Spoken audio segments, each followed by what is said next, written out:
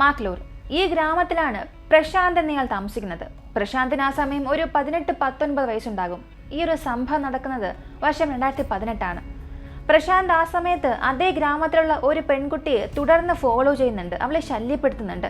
ഇത് മാത്രമല്ലാതെ ആ പെൺകുട്ടിയെ മോശമായ രീതിയിൽ ഫോട്ടോ എടുക്കുന്നു, വീഡിയോ എടുക്കുന്നു. വീഡിയോ എടുത്തത് മാത്രമല്ലാതെ അതെല്ലാം ആ നാട്ടിലെ എല്ലാ യുവാക്കൾക്കും കാണിച്ചു കൊടുക്കുന്നു. ആ വീഡിയോയെ വൈറലാക്കുന്നു. ഇതുകൊണ്ട് തന്നെ ആ പെൺകുട്ടി 2018 ആത്മഹത്യ ചെയ്തു. അവൾ ആത്മഹത്യ ചെയ്തു എന്ന് അറിഞ്ഞ ഉടനെ പ്രശാന്ത് ചെയ്തത്, അതേ നാട്ടിൽ അവന്റെ ഒരു സുഹൃത്ത് പ്രസാദ് ഉണ്ട്, ആ പ്രസാദിനോട് കാലിൽ വീണ് തന്റെ അവസ്ഥ പറഞ്ഞ് 3.5 ലക്ഷം രൂപ കടം വാങ്ങുന്നു. ഈ സമയത്ത് തന്നെ ആ പെൺകുട്ടിയുടെ ആത്മഹത്യാ വിവരം അറിഞ്ഞ് ആ നാട്ടിൽ പല പ്രശ്നങ്ങൾ ഉണ്ടാക്കാൻ തുടങ്ങി. ആ ഗ്രാമം മുഴുവനും പ്രശാന്തിനെതിരെ തിരിഞ്ഞു. പ്രശാന്തിനെ ഇപ്പോൾ നന്നായി അറിയാം. അടുത്ത ചില ദിവസത്തിൽ ആ നാട് മുഴുവനും പോലീസ് സ്റ്റേഷനിൽ ചെന്ന് അവനെതിരെ കംപ്ലൈന്റ് കൊടുക്കാൻ പോകുന്നു, അവനെ അറസ്റ്റ് ചെയ്യാൻ പോകുന്നുവെന്ന് നന്നായി അറിയാം. അതുകൊണ്ട് അവന്റെ സുഹൃത്ത് പ്രസാദിൽ നിന്ന് 3.5 ലക്ഷം രൂപ കടമായി വാങ്ങി. അതുപയോഗിച്ച് ബ്രോക്കറെ പിടിച്ച് 2018 തന്നെ പോലീസ് FIR ഫയൽ ചെയ്യുന്നതിന് മുൻപ് ദുബായിലേക്ക് രക്ഷപ്പെട്ടു. ഇത് കഴിഞ്ഞ് പോലീസ് FIR ഫയൽ ചെയ്തു. പക്ഷെ ഇത് വെറും ഒരു ആത്മഹത്യാ പ്രേരണ കേസ്, കൊലപാതക കേസ് അല്ല. അതുകൊണ്ട് തന്നെ പുറം നാട്ടിലുള്ള ഈ പ്രശാന്തിനെ പോലീസിനെ കൊണ്ട് പിടിക്കാനും സാധിച്ചില്ല. അവനും വളരെ സന്തോഷമായി സ്വതന്ത്രനായി അവിടെ ചുറ്റി നടന്നു. പക്ഷെ ആ സമയം പ്രശാന്തിന് അറിയില്ലായിരുന്നു അവൻ ചെയ്ത ആ ഒരു തെറ്റ് അവന്റെ ജീവിതകാലം മുഴുവനും അവനെ പിന്തുടരുമെന്ന്. ഈ ബട്ടർഫ്ലൈ എഫക്റ്റ് എന്നുള്ളത് നിങ്ങൾ കേട്ടിട്ടുണ്ടാകും. ലോകത്തിൽ ഏതോ ഒരു മൂലയിലുള്ള പൂമ്പാറ്റ അതിന്റെ ചിറക് മറ്റൊരു ദിശയിലേക്ക് ചലിക്കുമ്പോൾ ഇവിടെ നമ്മുടെ നാട്ടിൽ ഭൂകമ്പം വരും. അങ്ങനെയാണ് പ്രശാന്ത് 2018 ചെയ്ത ആ ഒരു തെറ്റ് സ്നോബോൾ എഫക്റ്റ് പോലെ വലുതായി 2023 അവന്റെ കുടുംബത്തിലുള്ള 6 പേരെ നശിപ്പിച്ചു. ഞാൻ ഈ പറഞ്ഞ സംഭവം നടന്ന ഏകദേശം 5.5 വർഷം കഴിഞ്ഞ് 2023 ഡിസംബർ മാസം 13 തെലങ്കാന കാമരഡി ഡിസ്ട്രിക്റ്റിലുള്ള ബൊമ്മനപ്പള്ളി ഗ്രാമത്തിനടുത്ത് ഒരു കത്തി നശിച്ച അവസ്ഥയിലെ ശരീരം ആ നാട്ടിലെ ജനങ്ങൾ കണ്ടു. ആ ഒരു ശരീരം ആ നാട് വഴി പോകുന്ന മെയിൻ റോഡിന് അടുത്തായിരുന്നു ഉണ്ടായിരുന്നത്. പെട്ടെന്ന് തന്നെ ഇത് കണ്ടതും ആ നാട്ടിലെ ജനങ്ങൾ പോലീസിനെ അറിയിച്ചു. പോലീസും വന്ന് ആ ശരീരം നോക്കുന്നു. അത് മുഴുവനായും കത്തി നശിച്ചിരുന്നു. പോലീസിന് അത് ഐഡന്റിഫൈ ചെയ്യാൻ പോലും കഴിഞ്ഞില്ല. ഉടനെ തന്നെ പോസ്റ്റ്മോർട്ടം ചെയ്യാൻ അയച്ചു. ഡോക്ടേഴ്സിന് ഇപ്പോൾ മനസ്സിലായത് മരിച്ചുപോയത് ഒരു പെൺകുട്ടിയാണ്. അവൾക്ക് ഏകദേശം 20 മുതൽ 25 വയസ്സിനുള്ളിൽ കാണും. ഇത് മാത്രമേ പോലീസിന് ഈ ഒരു കേസിലുള്ള ഏറ്റവും വലിയ തെളിവ്. ഇതുപയോഗിച്ച് ആ റോഡിലൂടെ പോകുന്ന കാറ്, ബൈക്ക് എല്ലാം CCTV ഫുട്ടേജ് ഉപയോഗിച്ച് ട്രാക്ക് ചെയ്യാൻ തുടങ്ങി. ഈ ഫുട്ടേജിന്റെ അടിസ്ഥാനത്തിൽ ഡിസംബർ 19 വൈകുന്നേരം ഒരു 4:30 ഒരു കാറ് പോലീസ് പിടിക്കുന്നു. ഈ കാറ് ഗാന്ധാരി ക്രോസ് റോഡിൽ നിന്നായിരുന്നു പിടിച്ചത്. അതിനകത്ത് 5 പേരുണ്ടായിരുന്നു. അതിൽ ഒരു മൈനറുമുണ്ട്. ഈ കാറിനുള്ളിൽ അവരെ അല്ലാതെ ഒരു വലിയ കയറ് കിട്ടി, 2 ക്യാൻ പെട്രോൾ കിട്ടി. ഇവരുടെ കയ്യിൽ നിന്ന് 30,000 രൂപ പണവും കിട്ടി.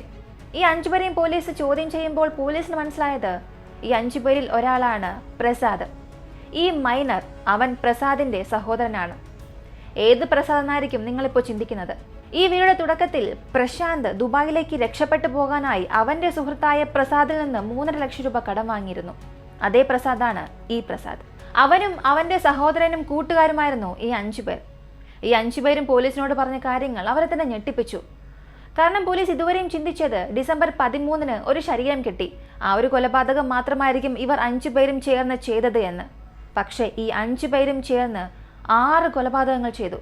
അതും വെറും 15 ദിവസത്തിനുള്ളിൽ. അതും അടുത്തടുത്തായി തന്നെ ഇത്രയും കുറ്റങ്ങൾ ചെയ്തു. ശരി, അങ്ങനെ ആരെയാണ് ഇവർ കൊന്നത്, എന്ത് കാരണം കൊണ്ടാണ് ഇത് ചെയ്തത് എന്ന് ചോദിച്ചപ്പോൾ അത് വീണ്ടും പോലീസിന് ഞെട്ടലുണ്ടാക്കി. ഇവർ ആരെയാണ് കൊന്നതെന്ന് ചോദിച്ചാൽ പ്രശാന്തിനെയും പ്രശാന്തിന്റെ കുടുംബത്തെയും. അതായത് പ്രശാന്ത്, അവന്റെ ഭാര്യ, അവന്റെ ഇരട്ട കുഞ്ഞുങ്ങൾ, കൂടാതെ അവന്റെ 2 സഹോദരികൾ, ഇവരെ എല്ലാവരെയും വളരെ ക്രൂരമായി തന്നെ കൊന്നു. 2018 പ്രശാന്ത് ദുബായിലേക്ക് രക്ഷപ്പെട്ടു പോകുന്നു. അതിനുശേഷമാണ് അവന്റെ പേരിൽ FIR ഫയലായത്. എന്നാൽ ഇത് ഫയലായതിനു ശേഷം പ്രശാന്തിന്റെ കുടുംബത്തിനെ കൊണ്ട് ആ ഒരു ഗ്രാമത്തിൽ തന്നെ ജീവിക്കാൻ സാധിച്ചില്ല. പറഞ്ഞു വന്നാൽ ആ ഗ്രാമത്തിൽ അവർക്ക് സ്വന്തമായ ഒരു വീടുണ്ട്, എങ്കിൽ പോലും ആ ഗ്രാമത്തിൽ താമസിക്കാൻ സാധിച്ചില്ല. പലവഞ്ച എന്നൊരു ഗ്രാമത്തിലേക്ക് ഷിഫ്റ്റ് ആകുന്നു. പോലീസിന് ഇപ്പോൾ വ്യക്തമായി അറിയാം ഒരു ഗ്രാമത്തിൽ നടന്ന ചെറിയൊരു ആത്മഹത്യാ കേസിന് വേണ്ടി മാത്രം ദുബായിലേക്കൊന്നും രക്ഷപ്പെട്ടു പോകില്ല എന്ന്. അതുകൊണ്ട് തന്നെ ദുബായിൽ നിന്നും അവൻ തിരികെ വരാനായി പോലീസ് കാത്തിരുന്നു. ആ കുടുംബം മറ്റൊരു നാട്ടിലേക്ക് ഷിഫ്റ്റ് ആയാൽ പോലും അവരെ പോലീസ് നിരന്തരം നിരീക്ഷിച്ചു കൊണ്ടിരുന്നു. ഇങ്ങനൊരു സാഹചര്യത്തിലാണ് 2022 ഒക്ടോബർ മാസം പ്രശാന്ത് ദുബായിൽ നിന്ന് തിരികെ സ്വന്തം നാട്ടിലേക്ക് വരുന്നു. അവരുടെ കുടുംബം താമസിക്കുന്ന പലവഞ്ച ഗ്രാമത്തിലേക്ക് വരുന്നു.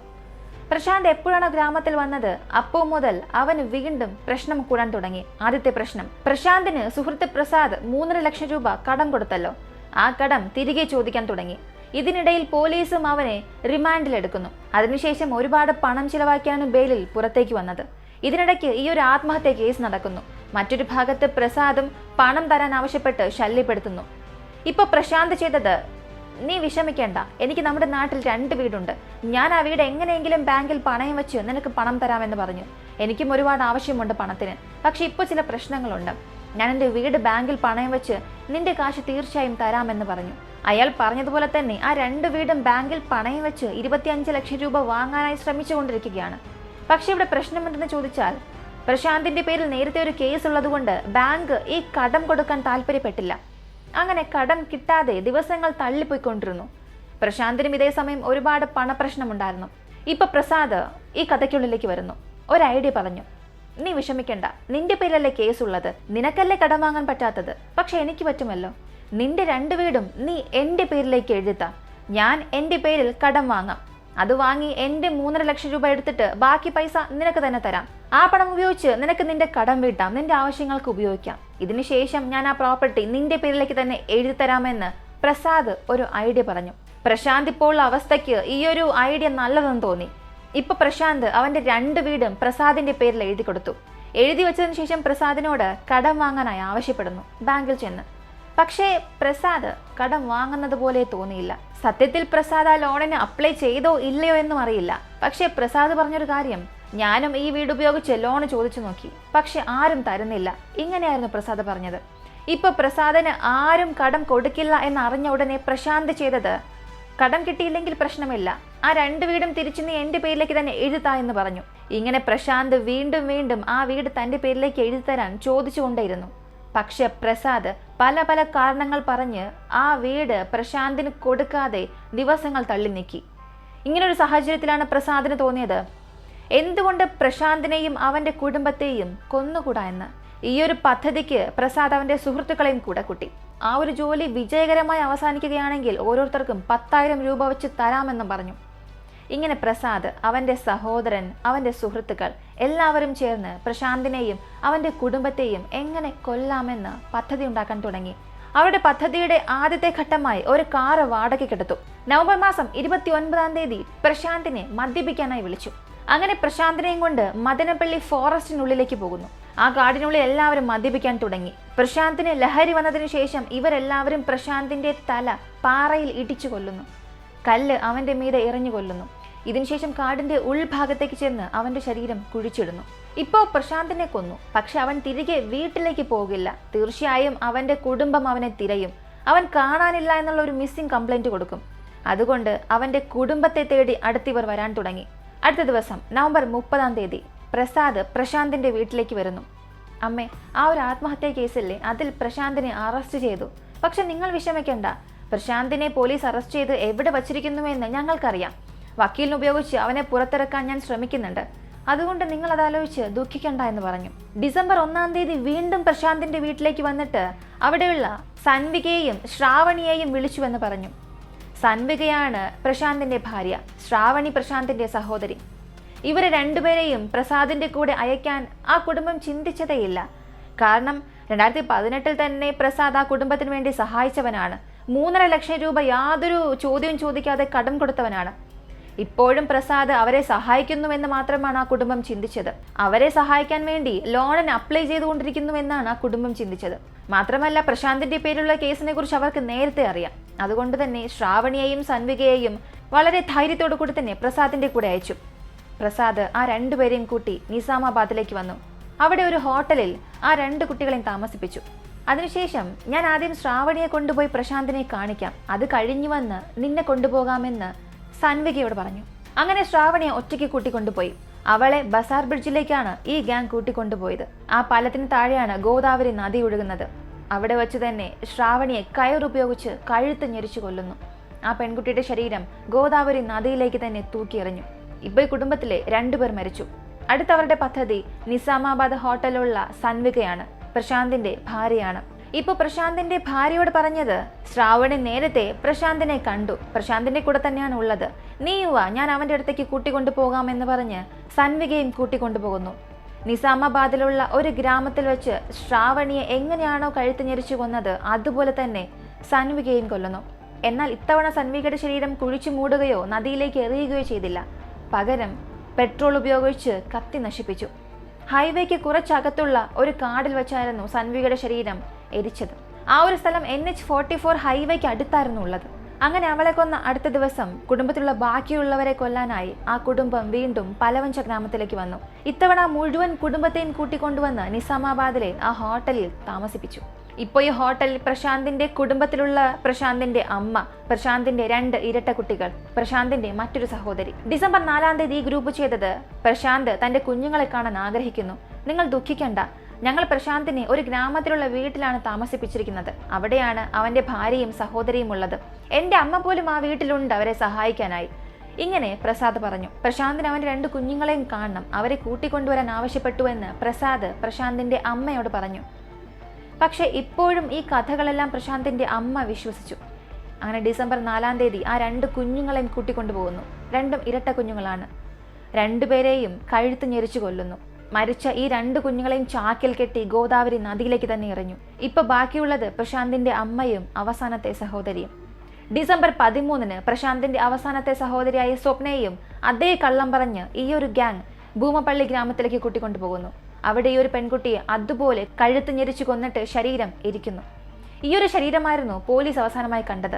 ഇപ്പോ ആ ഹോട്ടലിലുണ്ടായിരുന്ന പ്രശാന്തിന്റെ അമ്മയ്ക്ക് പതിയെ സംശയം വരാൻ തുടങ്ങി. പോലീസ് പ്രശാന്തിനെ അറസ്റ്റ് ചെയ്തു, അത് ശരി, പക്ഷേ ഇപ്പൊ അവനെ പുറത്തേക്ക് കൊണ്ടുവന്ന ഒരു ഗ്രാമത്തിൽ താമസിപ്പിച്ചിട്ടുണ്ടല്ലോ, അവിടെയല്ലേ എന്റെ മരുമകളും 2 മക്കളും ഉള്ളത്.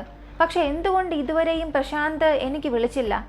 ശരി, പ്രശാന്ത് വിളിച്ചില്ല, ബാക്കിയുള്ളവർ എന്തുകൊണ്ട് വിളിച്ചില്ല? എന്തുകൊണ്ട് എന്നെ ഫോൺ ചെയ്യാൻ അനുവദിക്കുന്നില്ല? ബൂത്തിൽ നിന്നാണെങ്കിലും എന്നെ ഒന്ന് വിളിപ്പിക്കാമല്ലോ, എന്തുകൊണ്ട് അതും ചെയ്യുന്നില്ല എന്ന് പ്രശാന്തിന്റെ അമ്മയ്ക്ക് പതിയെ സംശയം വരാൻ തുടങ്ങി. പ്രസാദ് ഇപ്പോൾ പറഞ്ഞത്, നിങ്ങളിവിടെ ഒരാഴ്ച താമസിച്ചാൽ മതി, ഈ ആഴ്ച അവസാനിച്ച ഉടനെ ഞങ്ങൾ തന്നെ അമ്മയെ പ്രശാന്തിന്റെ അടുത്തേക്ക് കൂട്ടിക്കൊണ്ടു പോകാമെന്ന്. പക്ഷെ ദിവസം കഴിയുന്തോറും പ്രസാദിനോടുള്ള വിശ്വാസം കുറയാൻ തുടങ്ങി.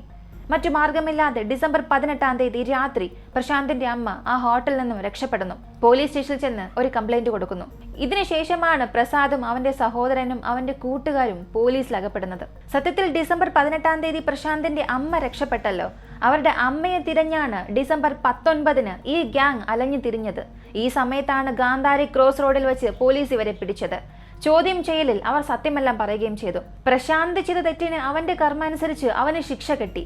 പക്ഷെ അവന്റെ കുടുംബം എന്ത് തെറ്റാണ് ചെയ്തത്? കൂടാതെ ഈ ഒരു കേസ് അത്യാഗ്രഹത്തെക്കുറിച്ച് വളരെ നന്നായി പറയുന്നുണ്ട്. കാരണം എന്തെന്ന് പോലും ചോദിക്കാതെ 3.5 ലക്ഷം രൂപ കടം കൊടുത്ത സുഹൃത്ത് അതേ പണത്തിനു വേണ്ടി തന്നെ തന്റെ സുഹൃത്തിനെ കൊന്നു. തന്റെ സുഹൃത്തിനെ മാത്രമല്ല, സുഹൃത്തിന്റെ കുടുംബത്തെ മുഴുവനും കൊന്നു. 2 ചെറിയ കുഞ്ഞുങ്ങളെ കൊന്നു. അതിന് സുഹൃത്തുക്കളും കൂടെയുണ്ട്. ഇത് സിനിമയല്ല. നമ്മൾ എത്ര കൊലപാതകങ്ങൾ ചെയ്യാം, ആരും അത് ശ്രദ്ധിക്കില്ല, ആരും അത് കണ്ടുപിടിക്കില്ല, പോലീസ് പരിസരത്ത് പോലും വരില്ല, അങ്ങനെ പിടിച്ചാൽ പോലും 1-2 വർഷത്തിൽ പുറത്തു വരാം. ഇങ്ങനെയൊന്നും ഇവിടെ നടക്കില്ല. കാരണം ഇത് യഥാർത്ഥ ജീവിതമാണ്. നിങ്ങളൊരു ചെറിയ തെറ്റ് ചെയ്താൽ പോലും ഇവിടെ നിന്ന് രക്ഷപ്പെടാൻ സാധിക്കില്ല. നിങ്ങൾ ചെയ്യുന്നൊരു തെറ്റ് ജീവിതകാലം മുഴുവനും നിങ്ങളെ പിന്തുടരും. നിങ്ങളെ മാത്രമല്ല, നിങ്ങളുടെ കുടുംബത്തെയും. സമൂഹത്തിൽ നിങ്ങളുടെ അഭിമാനം നഷ്ടമാകും. നിങ്ങളുടെ കുടുംബത്തിന്റെ അഭിമാനവും ചേർന്ന് നഷ്ടമാകും. പ്രസ്, മീഡിയാസ് എല്ലാവരും നിങ്ങളെക്കുറിച്ചും നിങ്ങളുടെ കുടുംബത്തെക്കുറിച്ചും സംസാരിക്കും. മാത്രമല്ല ഇപ്പൊ യൂട്യൂബേഴ്സും ഉണ്ട്, അവരും ഇതിനെക്കുറിച്ച് സംസാരിക്കും. വളരെ ട്രെൻഡിങ് ആയ കേസാണെങ്കിൽ ഇന്റർനാഷണൽ യൂട്യൂബേഴ്സ് വരെ ഇതിനെക്കുറിച്ച് സംസാരിക്കാൻ തുടങ്ങും. അങ്ങനെ ചരിത്രത്തിലെ ഒരു മാറാത്ത കറയായി നിങ്ങളുടെ കുടുംബത്തിൽ അതെന്നും ഉണ്ടാകും. അതിനാൽ ഇതുപോലുള്ള മോശമായ ചിന്തകൾ എപ്പോഴെങ്കിലും വരികയാണെങ്കിൽ അത് അപ്പോൾ തന്നെ അവസാനിപ്പിക്കുക. ഈ ഒരു കേസിനെ കുറിച്ചുള്ള നിങ്ങളുടെ അഭിപ്രായങ്ങളും നിർദ്ദേശങ്ങളും കമന്റിൽ പറയുക. വീഡിയോ ഇഷ്ടമായ ലൈക്ക് ചെയ്യുക, ഷെയർ ചെയ്യുക. നമ്മുടെ ചാനൽ ആദ്യമായി കാണുന്നവരാണെങ്കിൽ മറക്കാതെ സബ്സ്ക്രൈബ് ചെയ്ത് സപ്പോർട്ട് ചെയ്യുക. മറ്റൊരു വീഡിയോയുമായി വീണ്ടും കാണാം.